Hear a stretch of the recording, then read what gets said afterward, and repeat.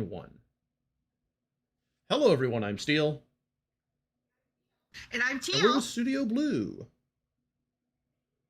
Thank you for joining us for the Blue Room, where we all engage in a roundtable style discussion with your audience. That's right. This is going to be like our third or fourth one of these. This is also our first time streaming to YouTube, and we're simulcasting over to Twitter. This is an experiment. We want to see how this goes. We can see the chat in front of us, so if there's any issues, let us know. Worst comes to worst, we can always pop over to Twitch, but I think tonight will be fine. Now, we have a real good group of discussion panelists with us, some who are new and some who've been here before. So let's start with you, JD. Hey guys, I'm JD, mostly known online as JDSherbert. I actually work in the AAA games industry now as an audio engineer for various different bits and pieces, mostly working with a company in the UK called Flix Interactive. But hopefully we'll see what happens. We'll see where we go. Thank you very much. That's me. And I'm KV Kingdom. I've been doing mostly game jams and am mostly just a game making hobbyist. I've just completed a game jam for the Herald Jam, and I'm currently learning Unity to work on a project with a team.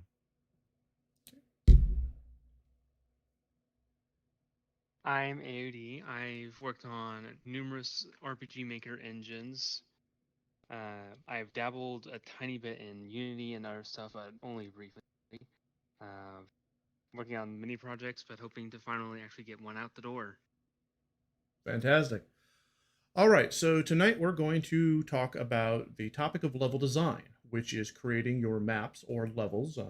The terminology can be used interchangeably. It's been called pretty much everything. But level design is the art of creating a level in which the player is going to explore as they go through your game. Those levels can be small, big, etc. This is something that all of our panelists have worked on before. So I'm going to go ahead and just open up the discussion with the question. What do you feel is the most important aspect of level design that a new developer needs to focus on first? Go ahead, anyone, just start talking. I'll take that one. The critical path. Okay. Just always keep point A to point B in mind. Get your player from point A to point B first and foremostly. You can worry about the branch offs from there after you've got that sorted. Most important is just getting the basics down. Okay. Getting from the getting to the destination, whatever that destination may be. All right. Okay. Exactly. What do you guys think? I would. Yeah, I mean. Also, go ahead. Sorry. My comment would be to learn how to make the destination obvious, like making very clear you're starting here, you need to end up here kind of goals. Mm-hmm. Give something to the player that indicates this is where you need to be going, and try and keep the message simple, because if you have like a whole bunch of different visual paths, they're going to be confused. Okay. All right. JD, what about yourself? I have a few thoughts on the main things a beginner should focus on for their level design. The main thing you want to do is keep your environment cohesive with what you're trying to tell the player in a storyline. So, for example, if everything is exploding, you're probably in some form of danger, or if everything's on fire, in some form of danger. I wouldn't focus too much on a golden path so much as just to make sure that you're getting the right communication down with what's happening in your game. There are other ways to communicate a golden path to your player. Granted, an environment design is the best way to do it, such as like, oh, look at this bright shiny thing over here, or look at this lit cavern or window on this house, or whatnot. But the main thing you want to do is you sort of want to go, you're in this position, this context, this environment. Now what do you do? Because fundamentally a game is something that the player wants to kind of interact with rather than be railroaded along. Otherwise we'd be watching films, right? Correct. Yes. So that's the main thing. It's just trying to get as much context, keep it cohesive. That's the main thing. I agree. The way I look at it, when you're designing a level, what is the story of that level? To me, that's what I start with. What is the story that my level is trying to tell? And I don't mean a story in the sense of what's the game story, but what is the story, the narrative, whatever words you want to use, that that level is trying to impart? Like you said, if everything's exploding, it's in danger. If everything has low level lighting with just some points of interest, then that might be something creepy. If you're using audio, for example, to heighten up tension, like something slowly rising like it's strings, maybe you're being hunted by something. You know, just little things that you can do to tell the player this is, like you said, where you're at. And I think, to me, when I'm jotting down my level ideas, I try to come up with a synopsis as if I'm writing a short story. And that synopsis is what this level is and what it is telling the user or the player. Then I kind of go from there and decide, okay, golden path, critical path, whatever you call it, whether it's open, what you use. Like I like the thing you brought of using like lighting, for example, to highlight an area, or denial. Like, here's a goal way far up here, but there's no way to get there. Now I got to figure out a way to get up there. I like to kind of think of it in terms of narration. So, all right. Then in that case, what are some of those tips? What are some of those tools you like to utilize? Do you like to use graph paper? Do you like just to write down your story for your level, etc.? What type of tools do you like to use when you're starting? I like to always draw things out in a physical sense, and that can be on a spare piece of paper. I can do it on Glyphon Studio, and there's different ways I can go about that in particular. Let's see. Sometimes I'll write down where little events will happen and stuff. Not always. Mm-hmm. Mm-hmm. Okay. Uh, the way I start out is very bare bones. I've mostly been working in RPG Maker, so coming from that RPG Maker perspective, I'll jump into the editor and start off with just a very basic map. Just press new map and hit go. It's just a very basic box map, and it keeps it short and simple. Just get the main points of interest jotted down. Maybe like put down a few path tiles to make it clear which way you go, and that's it. Uh, Granted, I also tend to work in kind of a layered format, and it kind of grows organically. So it starts off all very basic and boxy, but then as I go on and the game develops, then I start adding more details. I might move things around a bunch because either that design doesn't work or there's just something more visibly pleasing, and eventually take it from a very basic box map to something that feels a little bit more organic and has that visual storytelling and all that other good stuff that makes it more alive than just a basic box map. Okay. Okay. We do have some new arrivals, by the way. Hello, everyone who's new. We are streaming for the first time in a very long time on YouTube, so we can see your chats, by the way. I saw Burke and Nerd Mansion and Boo Boo, so we are able to monitor you guys.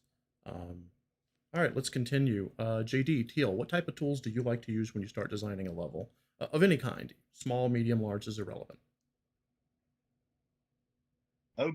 Normally, when prototyping, I'll do something similar to what KV has said. So that's called white boxing. So it's where I normally use 3D engines like Unreal Engine or Unity, but what it basically involves is basically taking boxes, cubes, general primitive shapes, kind of sculpting out a level with those, and then seeing how the flow feels for a player. So, like, if it's from getting from point A to point B, are there any obstacles in your primitive set of objects that you've built together that are going to stop the player, or is there anything in particular that you want the player to have their attention locked on? Yeah. And there's some really good toolkits and stuff available for free online for stuff like this. Yeah. You've got LDTK, I think, for 2D. You've got even stuff like Godot, I think, which supports both. You already have a lot of prototype stuff available straight away in the engine. But yeah, just basically chuck together a load of primitives, put together your level. It doesn't have to be 3D, it can be 2D, it doesn't even have to be a level, really. It could be a puzzle game, it could be anything. Yeah. See how aesthetics kind of blend together. The main thing is that you want to make sure that you're using as much of the right sort of space as you can. I can't remember what the technical term for it is, but essentially where you're building your map, you want to make sure that how it fits together makes sense to a player if they were playing on said map. but also you want to make sure that like everything that you want to happen gameplay wise can happen. So you might have sections of the map on a different sort of like space. Like if you were doing a cinematic cutscene, you might not want that to interact with the gameplay. So when you build your map, you might build it with separate little compartments in which you can film said cutscenes. And things like that. But it would come down to a fundamental design. Normally, you want to test this out in white boxing, so you can see what fits together, what doesn't. Little chunks of land, put them together, see what happens. Yeah, and you know, the separate scene thing you're talking about is exceptionally important for turn-based battle systems, where a lot of times they'll build the battle scenes as those little areas that are off to the side that have nothing to do with the map the player explores, and then that's where the turn-based battle takes place. Some of them do take place on map, but let's look at games like Persona 5, where Persona 5, you're running around a map, then you have your little animation of Joker ripping off the mask, and then it's taking place in a separate area. Same map, just a separate area. And it's the same kind of technique. Interestingly enough, Unreal Engine has brushes which allow you to lay down fast primitives to kind of give you an idea of space. It's one of the things I really like about UE. Oh yeah, 100%, 100%. Deal. To bring it back to tools specifically, I did have this come up in the jam that I just participated in, where I was creating a map, and because I'm working in RPG Maker, I have various tile set images, and only so many tiles to draw from in those images. So I had like some tiles that I wanted in one image, some tiles that I wanted in another image, and I didn't have room to put both of them into the project in that particular tile set. So what I did was I put those images into GIMP. I find GIMP particularly helpful when it comes to editing tiles, especially when you're trying to mess with the tile set itself or with the sprite sheets themselves, and just combine those two tile sets together. Cut out the ones that I didn't need, added the ones that I did, and it ended up working out really well. I like GIMP in particular, even though I have other tools like Sprite and Clip Studio Paint, because it has a really intuitive snap to grid feature and grid aligning tools. I've really delved into those and used that a lot over the years. Found it very helpful for RPG Maker. Like, you just set it up to the 48 by 48 grid, tell it to snap to grid, then you can just use your rectangle tool to like select it, cut it, paste it, and just snaps right into place instead of having to like fuss with exact pixel placement and having to go back and redo stuff over and over again because you like went just a pixel too far off to the side. Yeah.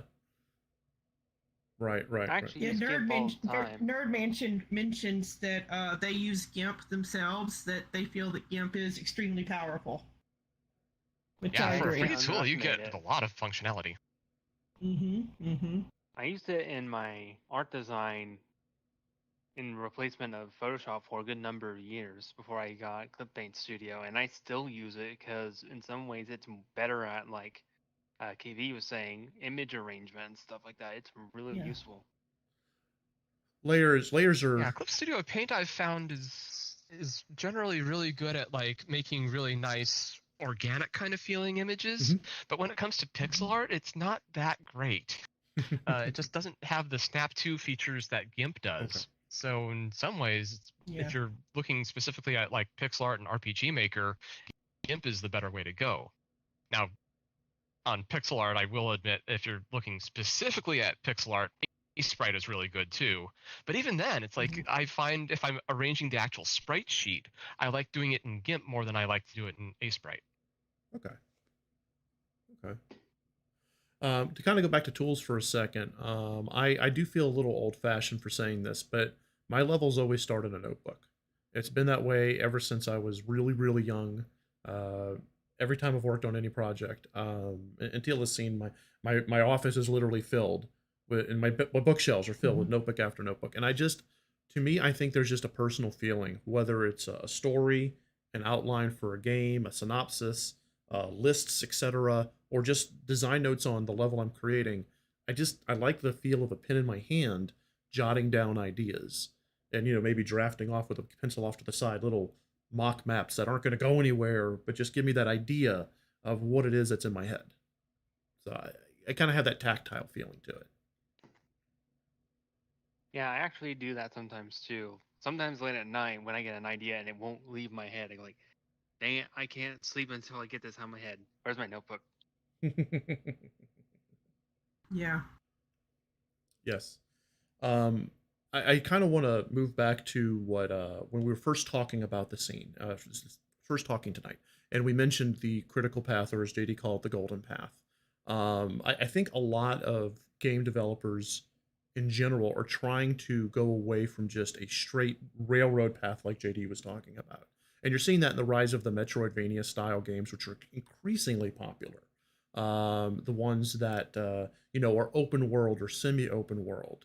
And I wanted y'all's thoughts on, in your opinion, how obvious should that golden path be? Should it be something that is as obvious as possible? Should it be just a distant destination off that you see and you got to figure out how to get there? Is it truly a case by case basis and there is no one way to say this is the best way to conquer creation of a critical or golden path? I would say that I'd there's say, oh, go ahead. I would say there's no specific way to do it, but there are different ways you can go about it.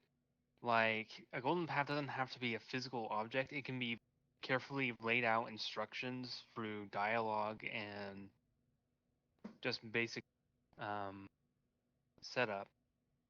Like, if you have a certain NPC place at a certain point and they give you a certain nugget and you follow the breadcrumbs, you don't necessarily need a direct physical environment.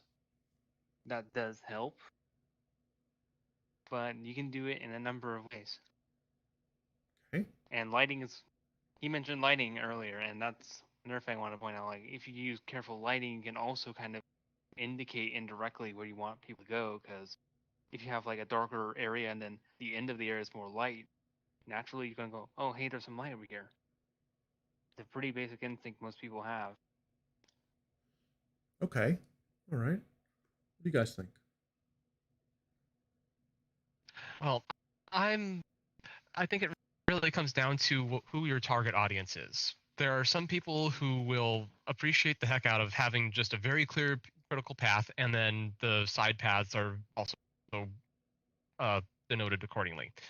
But then there are also those people who really appreciate a more ambiguous path, because they're not here to just go from point A to point B and see like maybe one or two things along the way. They want to just kind of explore and make it their own. So you really have to kind of think about that at the beginning of the game project. Like, are you appealing to someone who wants to just go from point A to point B, or do you want it to be more ambiguous? Okay. Both are cool. Both work. I personally favor something that at least somewhat clearly defines the critical path, because I'm the kind of guy that is like, I got stuff to do. I don't want to spend too long on this session. I just want to know where my point A and point B are, and give me the ability to know if I've explored everything or not. All right. Okay. After all, and I even kind of favor that as a general design decision. It's like trying to make it a little clear where the critical path is, just so players can have the choice of whether they're going to go on the critical path or not. It annoys me sometimes when I'm playing a game and I'm like exploring every little bit and piece of the map, and then I come across, oh, it's the next point in the mission, the next point in the quest, and I'm like, but I wanted to see all the side quests first before I go on to the next story beat. Right. Okay, what do you two have to say on that?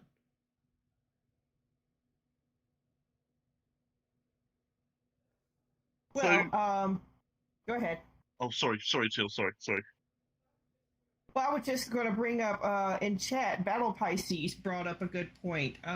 They think this critical path should be obvious in the beginning of the game, but it needs to open up more later on.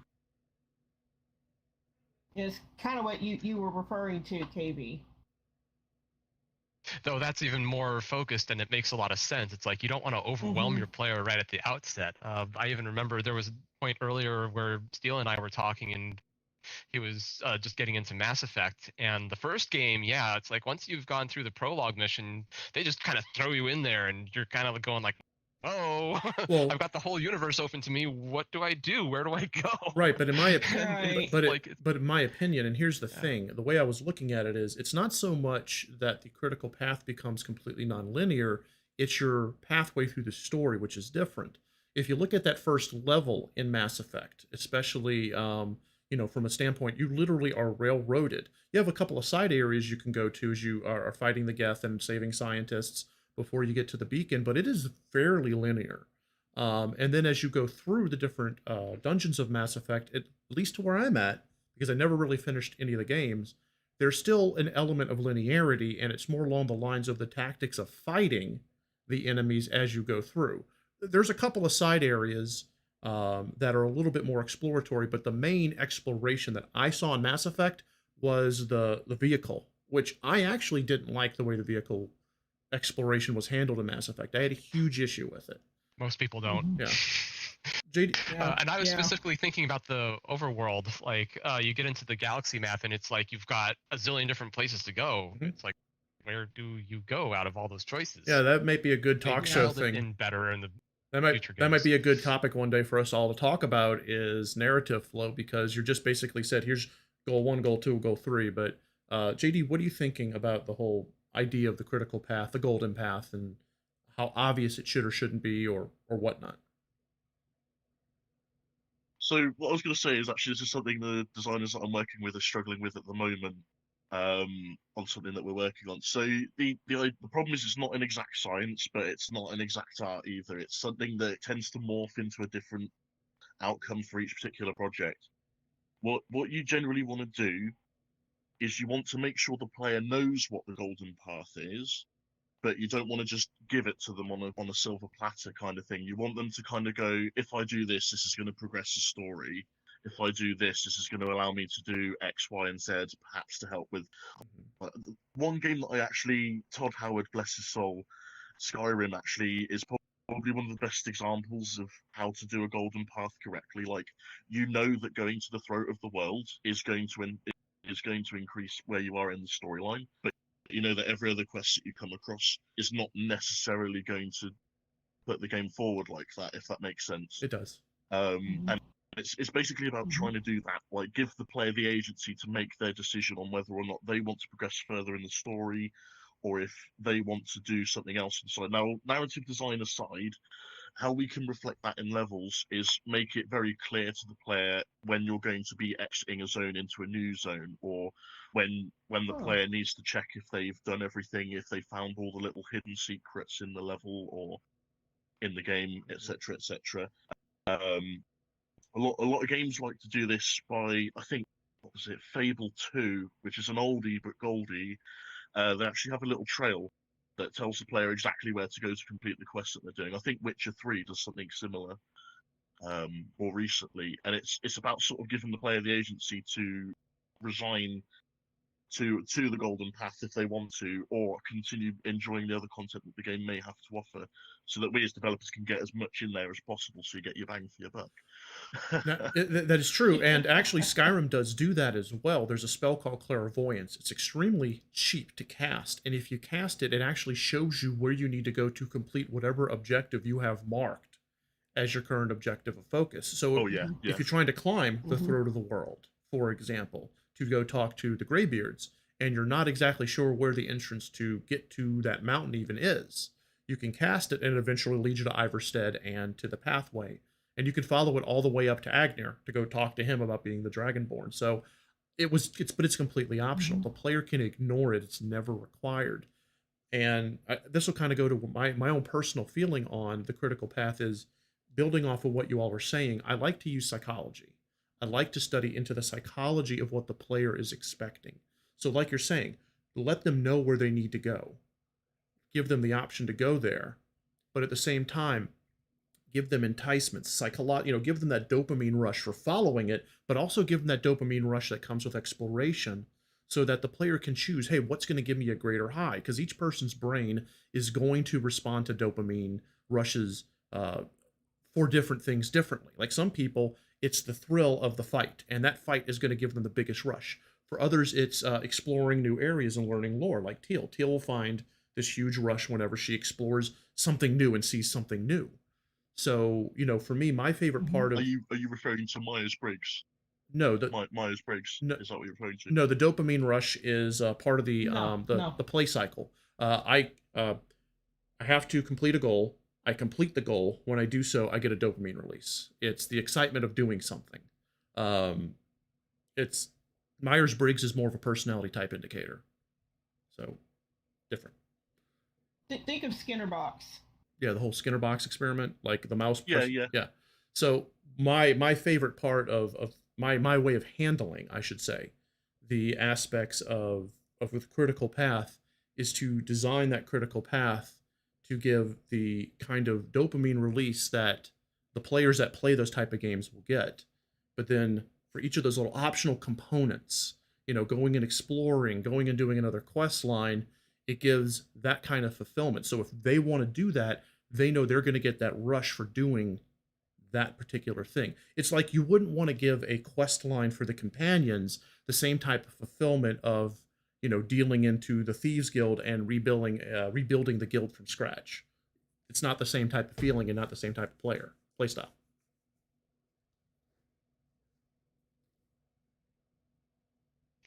I've just realized we've been kind of approaching this from an RPG aspect, but there are other game types where the considerations are a little different. Like with platformers, there would be a critical path for like just a newbie player, something that is really easy to follow. But then there are other paths off that main path where they reward greater skill for having explored those other areas. Like I'm thinking of like the original Sonic the Hedgehog game where it's like you do have one path you go across, and when you're a newbie, it's like really easy to go through, but it's really basic. If you learn how to like spin dash properly and jump at the right times and get through all the challenges just right, you can go on other paths that have even more rewards than if you were to go on the beginner path. Similarly with like I'm thinking Super Mario Brothers 3, where it's like that opening level. People are probably familiar with it if they've played the game. It's like you can just go from the beginning straight to the end on basically the same horizontal plane, but if you if you figure out how to fly and go up into the sky, you can get to a warp pipe that gives you a whole lot of extra coins. Yeah, I would say that. And then there are other games where No, there are other kinds of games like racing games. I'm thinking like Mario Kart. Sometimes it's just a straight A and B. It's like maybe you like a certain path that has more jumps than one that is more just like downhill racing. Mm-hmm. Okay. Okay.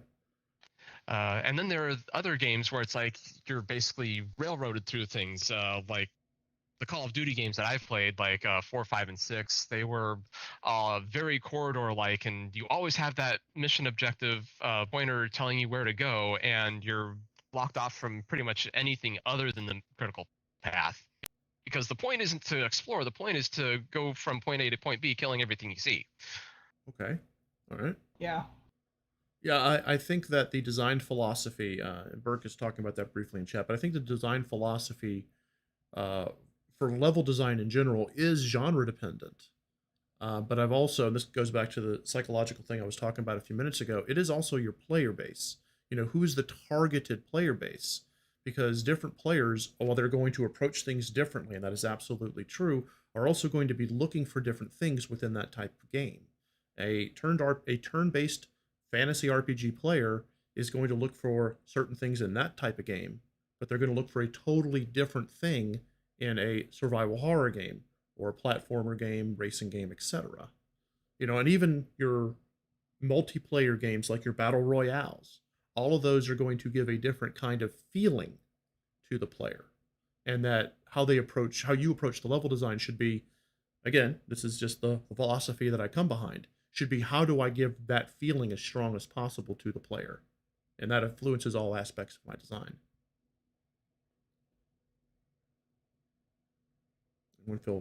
Yeah, because those Call of Duty people in the target audience for that, they are not into looking for nooks and crannies to explore. They're into just killing the bad guys. Whereas you wouldn't want to give Yeah. a RPG player who's looking for exploration just a single path to go down, because they're there to explore. It Yeah. would totally suck the fun out of the game for them. Yeah, you get Final Fantasy 13. Exactly. You We all know- know how that went. I didn't want to say it, but that was creeping in the back of my head.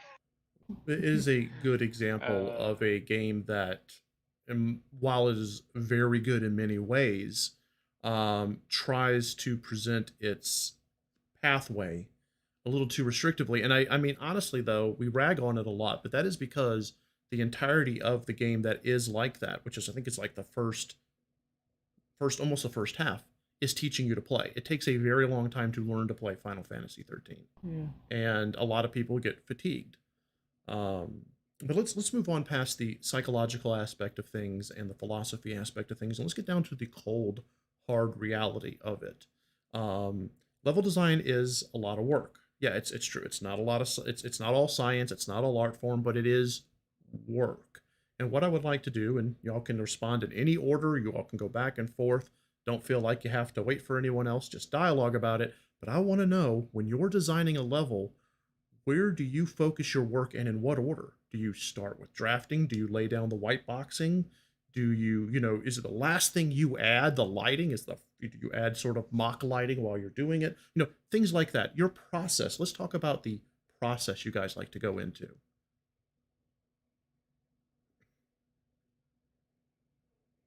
Okay. Well, the first thing I do is I look at what I'm doing and say it's a fantasy. It's a fantasy level, right? I go find music that is fantasy like, and I stick it on. And I start listening to music, and then I just grab my tablet and I start sketching out ideas. Is it a forest? I start sketching out different trees, and then I'll put in there, I'll write pink, this tree is purple, this tree is gold. And I will do stuff like that.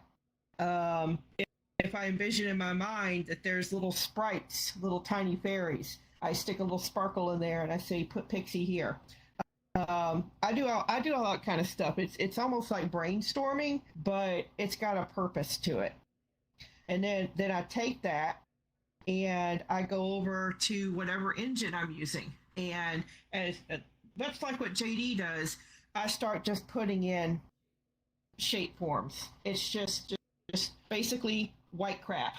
Just the best way to describe it.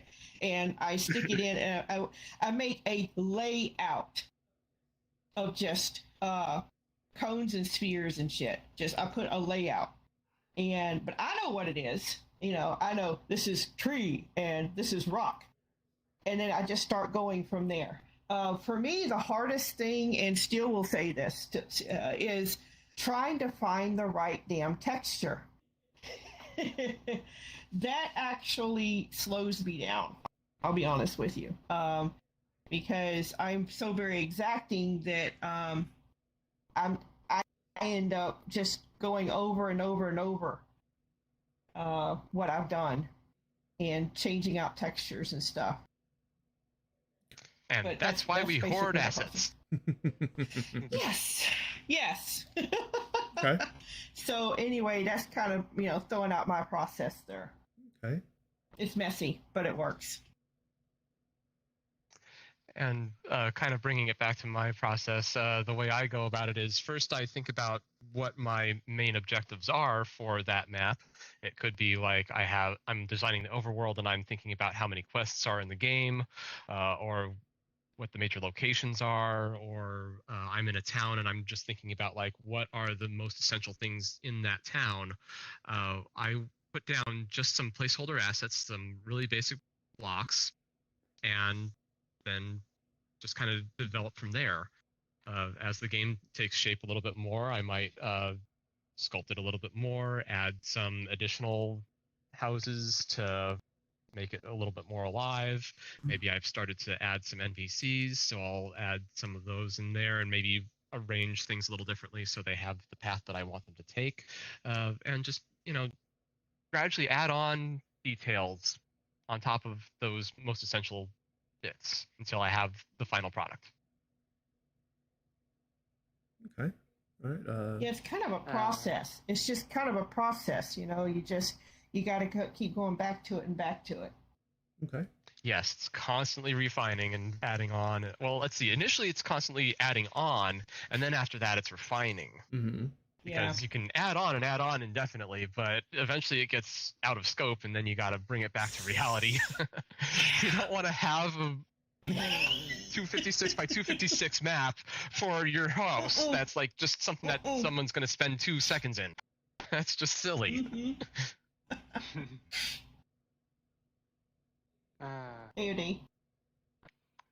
I like what Boo Boo and Brooke says. It just works. Yeah, And that's it kind of just how works. that's how it works.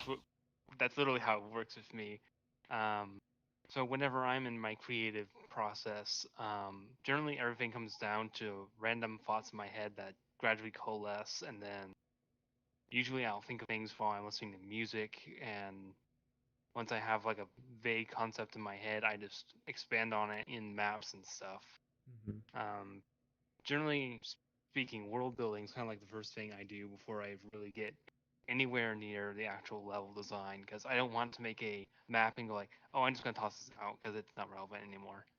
So at the very least, I have that kind of planning, but I'm very organic when it comes to level design and planning beyond like really intricate and specific concepts I need to make sure work. Like dungeons, I will draw dungeon layouts in their entirety if I'm very particular on what I need to get done. Okay. Okay. All right. Any thoughts on your end, JD? Yeah, so how I normally do it, like how the industry does it and how I do it are very different. But Yes. Yes. basically, basically, if I'm designing a level for a piece of story or for a certain narrative element, I need to make sure that the level that I'm even thinking of in the first place is relevant to those parts. So, like, if I'm doing some kind of fantasy kind of project, then obviously the levels I want to think about need to have a kind of stylized element to them. They need to kind of be coherent in that kind of way. Like once I've got like sort of like what I like to call the CSS down, like so if you've ever done web work, you know, CSS is essentially a template for how everything's kind of going to look. Once you've kind of got your broad strokes down like that, then from there you can start going into finer elements. So I'm going to have a level which is based on a volcano, perhaps, like out of nowhere, like so you guys wash up on the shore. So the first thing you're going to want to do is kind of design your beach area. You want to kind of go, this is the first place where the player is going to be landing. We need to kind of get our hook here. So you want to have a nice space where the player starts to kind of get used to the game, to pick up controls, to embed tutorial elements, to make sure you've got enough space to do that. You don't want to ram it all in at the player at once, but you don't want to space out so much that the player forgets what you told them 20 seconds ago. Right. From there, you can kind of then start to lead them into your golden path and then deviate it a little bit. So this is the kind, at this point, I would be whiteboxing all of this. So I would have a flat plane for the beach. The trees would be cylinders. The boat itself would just be a cube. The player themselves would be a capsule. You know, that kind of thing, like very basic geometry here. Just so I can get the scale of, the main thing is to get the scale of the player to the level. Really, really important. So anyway, going from there, once I've kind of figured out how the map is going to look, so I'm going to pinpoint my vistas. So I probably want the player to look out into the ocean at some point to remind them that they're on an island. I probably want them to look up at the volcano at some point, because that's going to be their impending doom. I want them to look around at the dense jungle to kind of go, I need to kind of exist in here somehow. And the order and the camera work and stuff, and like that's a whole other kettle of fish. But generally, what you want to do is you kind of want to bring the players' awareness to the level as you bring them in. Once you kind of have your almost like a storyboard, I guess, built up out of your primitives, you can then start going, right, how is this going to actually work? Yeah. So you start thinking about your color scheme. It's going to be warm. It's a tropical island. It's going to have these kind of features. So you can start delving into your materials and your shaders now. You can start slapping those on, finding good textures that work really well with your material setup, normal maps, etc., etc. Also, while in this process, I would start doing my nav mesh work for like your AI agents. If you've got like little enemies going around or whatnot, they're going to want to be able to path your lovely level that you've just built so that they can get to the player and try and knock them out. So you want to make sure that as your primitive work comes refined into actual geometry, it's not going to sort of intercept everything else that needs to happen in the game. Right. Like, it's not going to block off the player's way forward. It's not going to block an AI. It's not going to obscure a door that you need to go through, etc., etc. Obviously, QA is part and parcel of this whole process, but the main thing is just to keep refining as you go. And have I'd say like walk in with 3 key points, walk in with two sort of outcomes be what I would suggest. So your 3 key points are like, as I said earlier, like your vistas, like the ocean, the volcano, like the things you want to draw the player's attention to. Right. And your 2 key outcomes, which will be what the player's context is. So I've just washed up on an island, I need to survive, kind of thing. That would be the way that I would describe how I would sort of go about building that level. So with those kind of 5 main points, pillars, if you will, in mind, I would then consider building the rest of the level like that. What would fit? Alien UFOs coming out of nowhere? Probably not. But as we maybe move forward, maybe the player can gain some skills like crafting, and they could build a new boat or something to get off of said island. Right. Right.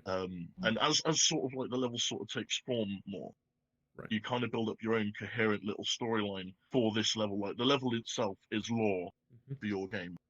And just by having it in there, you can sort of introduce new elements to the player and give them context that they never would have had. I agree with that completely. Interesting that you mentioned the nav meshes because a lot of the new developers that I've seen, and a lot of them who have submitted games for Studio Blue to critique, RPG Maker and otherwise, don't generally design their levels with AI pathfinding in mind. And it becomes very obvious either when we're testing or they're testing the game, and then they have to fix it, and that often requires a lot of redesign, or they'll just submit the same and say, well, it's good enough, and then you run into issues where the player's being blocked by an agent AI, or it's being blocked by, an enemy, or you could have something that's just big enough, in 3D that the player couldn't walk over it, or in 2D is a sprite and you can't go past it, and it's blocking your way through here, potentially stopping the game for minutes on end, or a soft lock.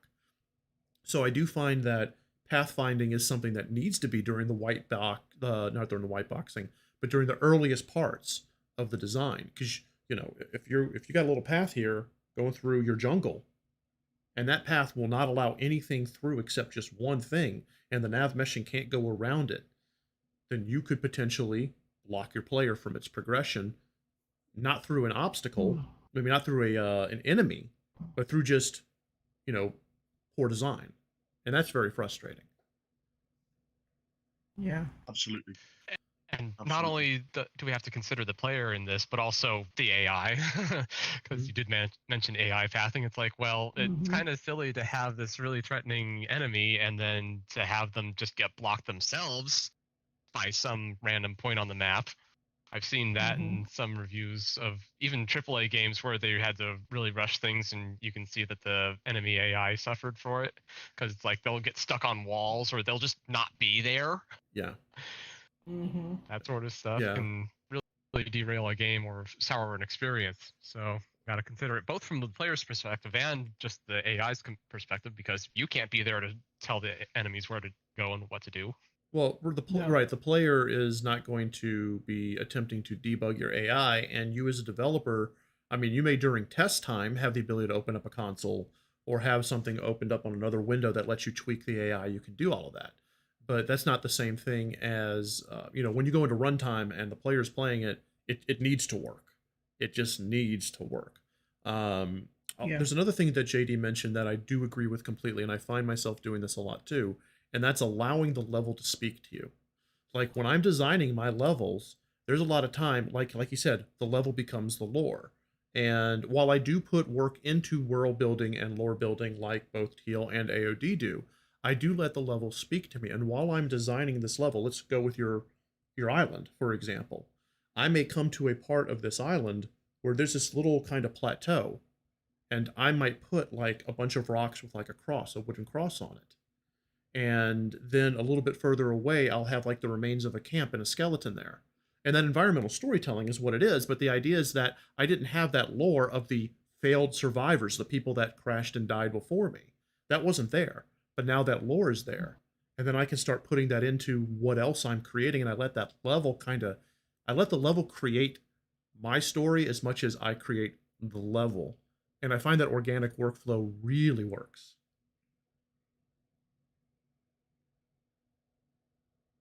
Yeah, 100%, 100%. Yeah. We talked in our previous forums. Actually, I'm sorry. Go ahead.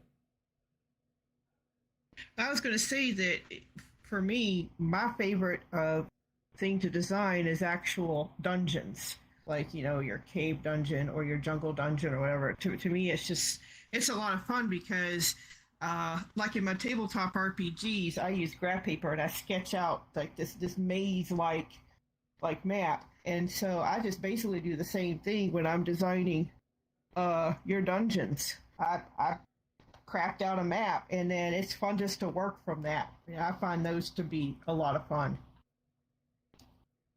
I hold that for 1 second. What I was going to say about the whole design, organic design, is we've talked before about plotting versus pantsing.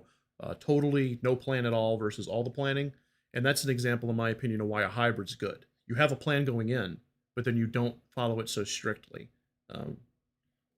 To move back to what you were saying, though, whenever you do an internal level, anything on the inside, one thing I've always seen you do is you do approach it like a D&D tabletop adventure level. And how does that work for you? How does that aid you in designing the level itself in its entirety, not just the walls or the rocks? Well, for me, that it's proper planning. I've played too many games where you just have all these dead ends, or it just goes in endless circles. And I love labyrinths. I love phases. I'd go spelunking in real life if I had all the equipment to use it. But I just love just putting all that down on paper, and I can visualize, I can see it's like top down. I'm looking at this whole level. I'm looking at this dungeon, and so it's easy just to craft all the little, what I call the tunnels, using this guide. It keeps me on track. Okay. So the design of how Gary Gygax's old school dungeons would be is a way that you help kind of keeps you on track when you're planning this internal dungeon level, whatever it is. Yeah, it definitely keeps me on track. Yes. Yeah. Does anyone else like to have external inspiration, whether it be tabletop RPGs or whatnot, that help guide you, kind of like with Teal and D&D maps? Oh yeah, of course. I know. Go for it, man. JD, anything on that, or okay? Oh yeah, no, absolutely. Like everything from films to books to comics to absolutely any form of media I can possibly consume. It all gets churned up into my brain and put out into some form of any form of art or whatever that I do will always have some element of that inspiration with inside it. And we do it subconsciously, all of us do. Every single thing that you consume will come out of you in the form of work that you do, whether even it be the tiniest little bit of an inspiration, of an inkling, of a twinkle. Like it all comes out. Like, and unfortunately, humans find it very hard to sort of make things completely originally from the start. But by taking in a lot of reference material, you can get pretty close to an original idea. And it's what we're seeing at the moment with a lot of stuff, like not just in games but music and film. Correct. We're seeing a lot of rehashes of old stuff, Mm-hmm. but in a new kind of era, and it's very interesting to see how we're struggling for new concepts, as it were. Like, but yeah, that's all I want to say anyway. I'll pass back to KB. Okay. I was going to say I like to start with sample maps in RPG Maker. They are a good starting point because you'll have like kind of a prompt, so to speak. It's like, this is an inn or this is a weapons shop, and then I have to think about like the player's critical path and redesign some of it so it's easy for the player to get to the point that I want them to go to. And then in the detailing phase, I'd even add in like things for the players to or the characters to remark on. I'm specifically thinking about a game jam game that I made back last year for last year's Herald Jam called Sand Trap, where I just had a party of 4 goofy characters remarking on various things within the map.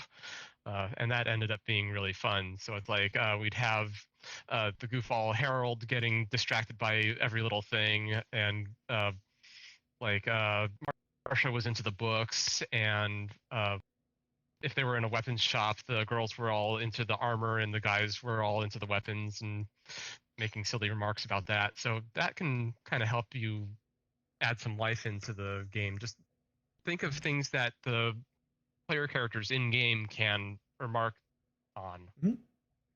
Just kind of foster their interpersonal dialogue. Cool. Cool. All right.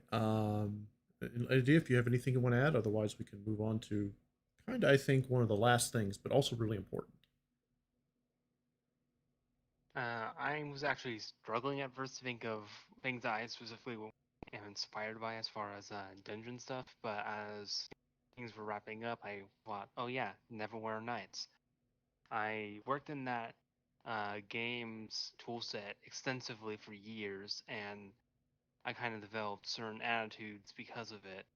I have a inclination toward trap design, more or less, and I like to come up with really specific and unique puzzles, and stuff like that. And I just like to mess with people in a weird way, and think way. I just like to. What's the word I'm looking for? I'm losing my train of thought already. Jeez. I like to create custom challenges that are memorable. I guess is what I'm trying to go for. I like to. So you kind of think in set pieces, where it's like there's a certain activity for the player to do, and you're designing around helping them do it. Something like that. Whenever I actually design dungeons, I always just have like a question of, okay, what is it that I am making you go through? And then I can go like, okay, why are you there? What are you doing? And then I kind of design the level itself around it. For instance, the update I'm working on for my main project has an evil flesh cave of horrific eldritch horrors. And I was like, okay, it's a quote unquote fleshy living cave. So why don't I have the dungeon itself be an adversary where it kind of preys on you and does weird things? Like I have eyes in the wall that will Yeah. open up and shoot at you, and weird things like that. Yeah. Yeah, I like No, that. Yeah, That's that's a what good I- thought process. I love that. That to me, I love a really good, well thought out and creative puzzle or trap. Those I really like the ones that make you think, that are creative, that you don't see all the time. I can't think of anything off the top of my head as an example, but I do really, I get what AOD is saying, and I my hat is off to people who do that sort of thing. I'm kind of a rudimentary trap person myself. My traps aren't that very creative. I have to have other people go in to make the traps better, because I'll just say, okay, here's Spike. Right. Not very. Yeah. Yeah. Mhm. Would you like to hear one of my nastier ones I've come up Go with? for it. That's actually just me, completely me. Yes. So I don't think I would do this on the second. When I come back to this dungeon in this current version of the project, I don't think I will put this trap in because it was very mean-spirited. But basically, it was a jumping platform thing where there's these three magical circles, and two of them were on the side that you approach. If you're not paying attention to where the third magic circle is, and you get caught by the wrong magic circle, they will turn you into a bunny, and you'll bounce back and forth until you manage to jump out of the trap. The problem was with my system back then, jumping was not very sophisticated, so it was Mhm. incredibly easy to get stuck. So it was a Yeah, I could see how fun. that would get frustrating in a Whoops. hot Yeah. second. Yeah. It it was very sketchy at Okay. times. So, but yeah, that's the kind of diabolical madness that occasionally leaks out of my head. And I have to go, Yeah, okay, it's like it's calm down the generally evil, calm down the it's evil. it's yeah, it's a good idea in concept, but yeah, the execution needs to be a little nicer to the player. Yeah. I can see that. I can see Boo that. Boo, I'm not going to admit to the spikes. Oh gosh. It wasn't me. Oh gosh. Only me. Yeah. I didn't do it. Well, to kind of move on to our last topic for the evening, under this whole idea of level design, we've talked about different design philosophies. We've talked about different planning, and I mean, honestly, this is definitely a topic we can revisit again because there's so much that goes into it. But one thing I do want to end with is I want to talk about testing because testing your level, the QA, is super important. And how do you test your level? Because again, I'm sure JD could tell us how the industry is currently doing it. I can definitely tell you how the industry used to do it. But then again, I can tell you how I do it, which is probably not how either does it. So, how do you all like to test your levels and make sure everyone gets their answer, gets a chance to talk? Well, for me, I like to first try to refine it as much as I can in a way that works for me, but then I try to give it to someone else Yes. who can then tell me what they think of it. Yeah, I should have said Because what before. works for me doesn't necessarily work for I anyone. should have said before we pass it on to someone else. Self-testing before, because once you give it to QA, whether it's one person or a group of people, it's a different ball. So when you're testing it yourself, Okay, so just testing it myself, I'm thinking about like, is this really conveying the idea that I meant to convey? Like, if it's supposed to be this dark cellar-like area, is this looking like a dark cellar-like area? Is it too bright? Is it too dark? Uh, Can I get to where I need to go easily? Uh, does it have the challenge that I intended to have? Don't want to have sudden challenge spikes in the middle of things. unless you're AOD, Yeah. the challenge spikes are there. Unless you're AOD, sure, yeah. Random spike in your path out of nowhere, sure. Okay. But yeah, it's, I know this is more RM specific, but I also try to think in terms of like screens and like distance between areas. You don't want to have to hold run to get through a large swath of the map because that's boring and that's not very kind to the player's time. Like that just wastes Yeah. people's time. So you want to have like a certain amount of action on each screen at any one point, and you don't want to have to run to it. Okay. And in other games, there are other considerations too. Like I'm thinking beat 'em ups. It's like you don't want to have a point where it's really irritating to traverse. You don't want to have a lot of really intense platforming in any part of the game unless that's the gist of the game. Mm-hmm. Generally speaking, with the beat 'em up, you want to just go from left to right and have like very rudimentary challenges along the way. And I would be scouting for that. Like, is it too hard to get through one point or another?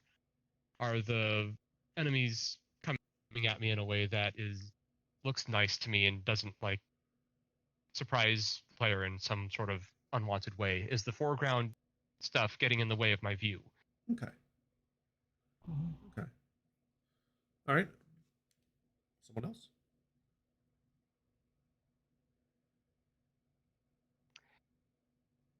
Okay, Uh, so yeah. when I'm play testing my levels, I generally check collision on and off because especially with my jumping mechanics, I've had awkward situations where people have been like, "Yeah, I can jump into the no go zone," and I go like, not again. So I'm very methodical these days about checking everything,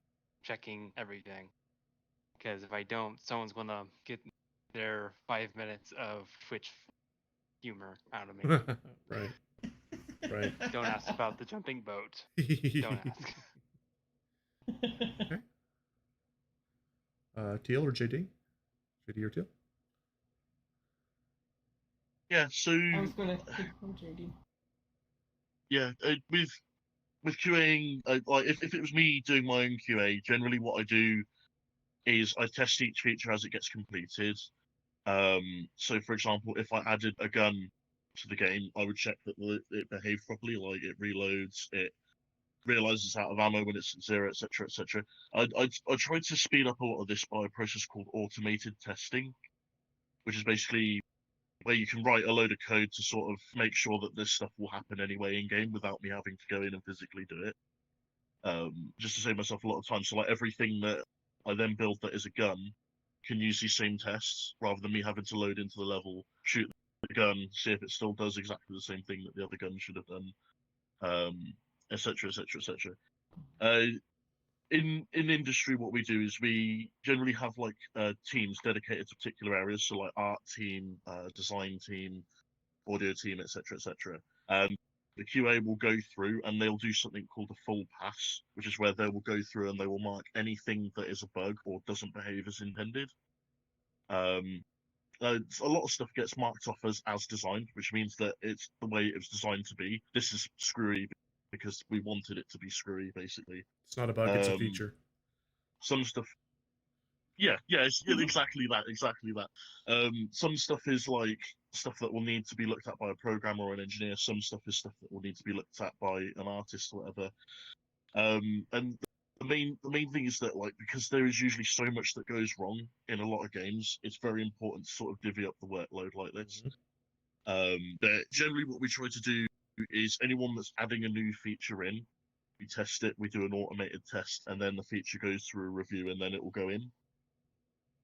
But sometimes we have to rush stuff to get things out for certain times or deadlines, in which case we usually have to ignore certain things. But at the end of the day, QA is there to just make sure that a lot of the issues in the game will get bugged up so that we can deal with it before release. Right.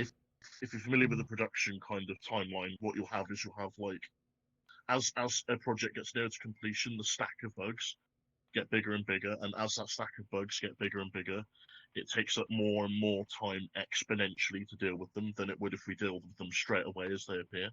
Right. Obviously this isn't a production meeting, but like the idea is very simple.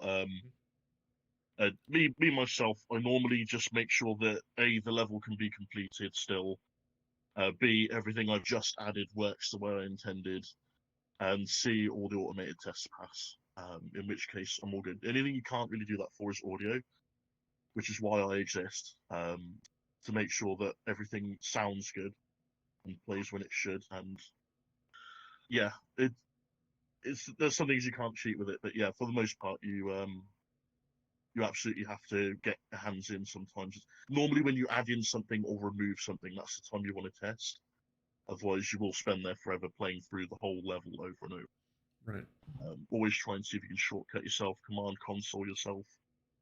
If you need to get to a particular location, just set your location to that position or whatever you need to do. Like a debug console. Time is of the essence. QA takes the most. Yeah.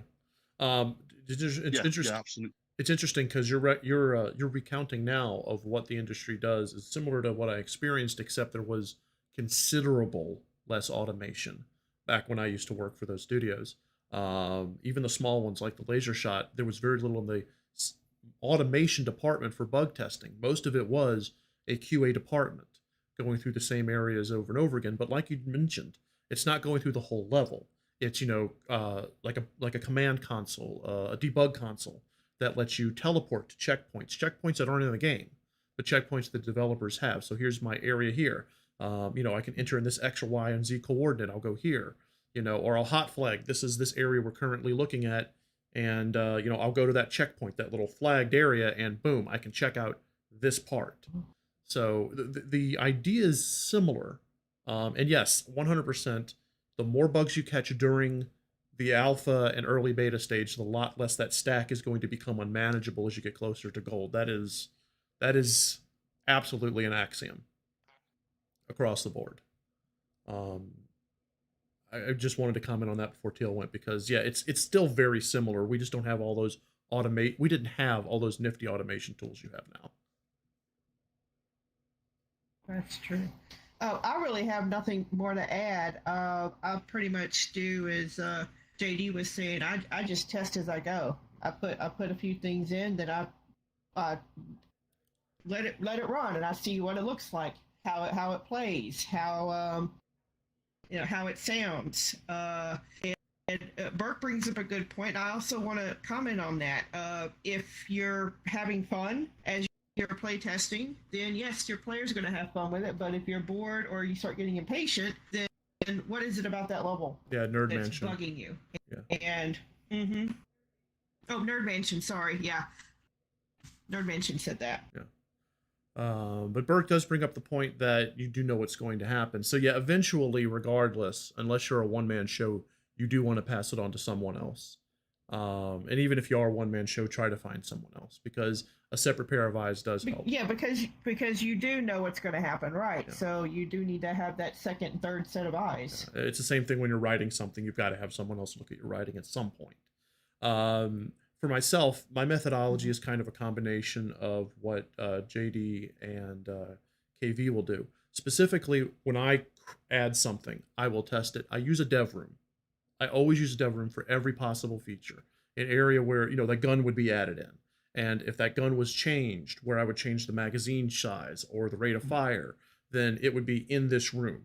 And, you know, if I want to try a switch puzzle, like a spike puzzle, like what AOD does, I will put it in this room. And, you know, it's just a dev room. And then I'll just be able to take it from there and put it into the map. And maybe I just have to tweak a few settings to make it aesthetically pleasing, you know, and I may have to change like how far that springboard pushes me to get to the next area to go, but the functionality remains the same. And yeah, as I'm adding new features in, new pieces, I will test that.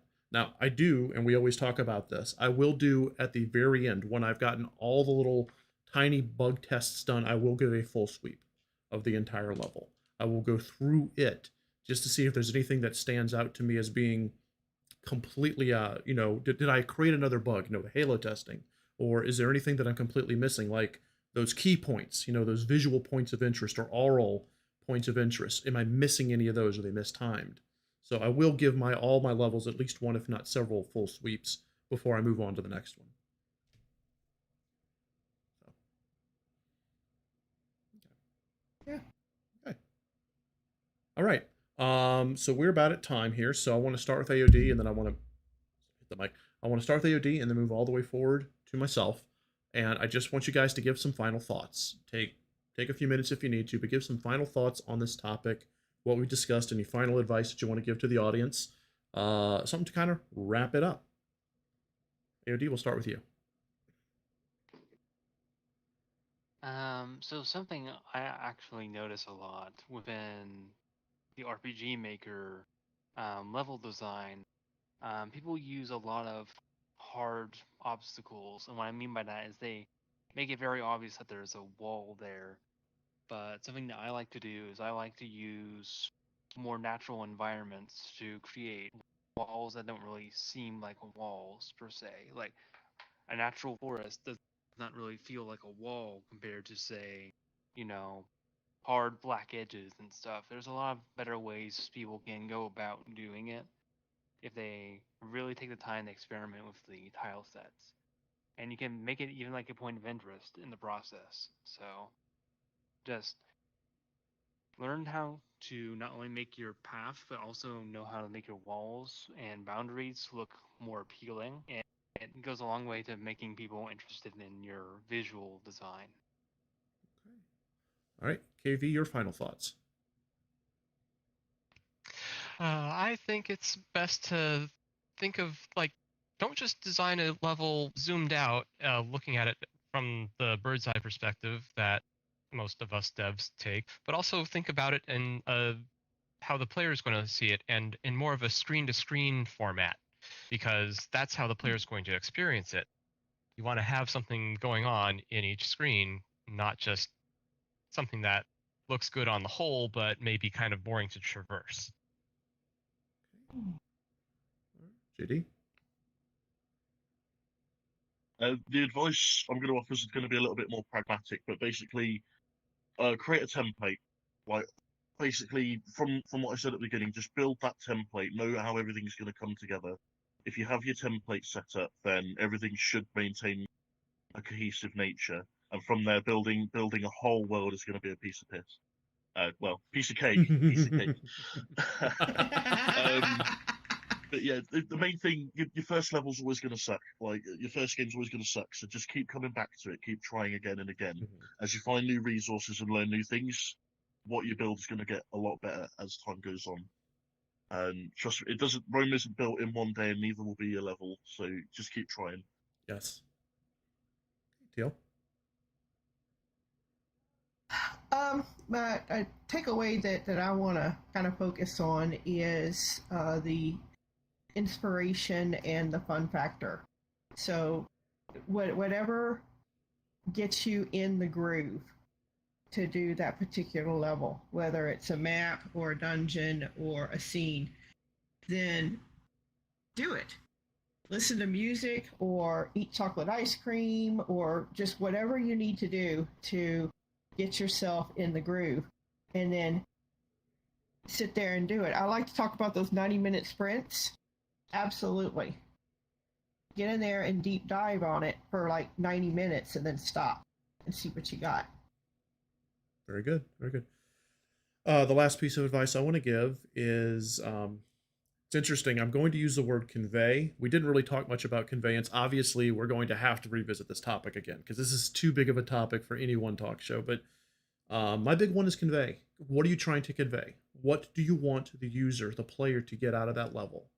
To me, if you can at least get that across, if you can get whatever is in your head and your heart, and you can get that across, like, here's what I think the level should feel like. This is what I'm trying to convey. A sense of horror, a sense of action, a sense of happiness, whatever it is. If you can get that to the player, you have conquered a heck of an obstacle. Because if your player doesn't feel anything, then I think it doesn't matter how good it is. It's not going to be a great level. All right, so yeah. I want to thank all 5 of our panelists. Maybe 2. I want to thank Teal and our 3 panelists. I want to thank you guys. This has been different. We have never done this on YouTube before. I don't even have a way to look at what our numbers were like, but I hope that you guys who were watching enjoyed yourselves. We were also simulcasting on Twitter. Teal and I will take a look and see if this is something we want to do again. We will be back tomorrow night on Twitch for our Game Maker Forum and for our AMA. Mm-hmm. But keep tuned. Maybe we'll go to YouTube again. I want to thank JD, KV, AOD for showing up again. You guys are always welcome back. Thank you so much, Teal, for helping me co-host this.